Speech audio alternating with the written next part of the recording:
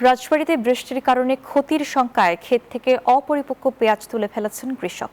অকালেই পেঁয়াজ তুলে ফেলায় ফলন কম হওয়ার পাশাপাশি আকারেও ছোট হচ্ছে এই অর্থকরী ফসল। তবে কৃষি বিভাগ বলছে এতে বড় ধরনের ঘাটতির সম্ভাবনা কম থাকলেও বাজারে এর প্রভাব পড়তে পারে। মিঠুন গোস্বামীর তথ্যচিত্রে ডেস্ক রিপোর্ট।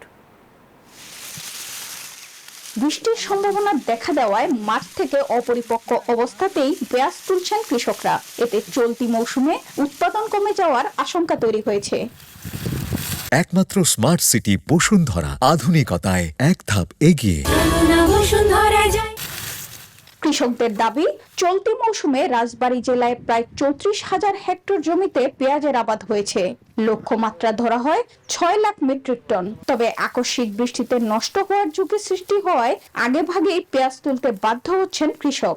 বৃষ্টির কারণে আমরা লস হইলেও অনেক পাখি বিদ্যা মানে 7-8 মন পেঁয়াজ কম হইলেও এখন উঠার ফেলান লাগতেছে। মেঘলা মেঘলা ভাব, আবার আপনার পেঁয়াজ কাঁচা আছে অবশ্য।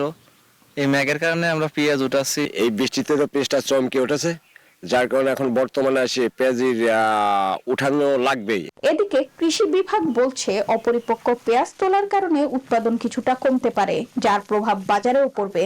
নিচু যে জায়গাগুলা, জমিগুলা, সে সমস্ত জায়গায় যেখানে এই বৃষ্টিতে কাদা হয়ে গেছে সে সমস্ত জায়গাটা উঠাচ্ছে, এতে এই ঘাটতি হতে পারে আর কি। কৃষকদের মতে আবহাওয়া অনুকূলে থাকলে হয়তো আরো কয়েকদিন পর পেঁয়াজ তোলা সম্ভব হতো। তাই ক্ষতি এড়াতে আগাম ব্যবস্থা নিচ্ছেন তারা। Desk report, news 24।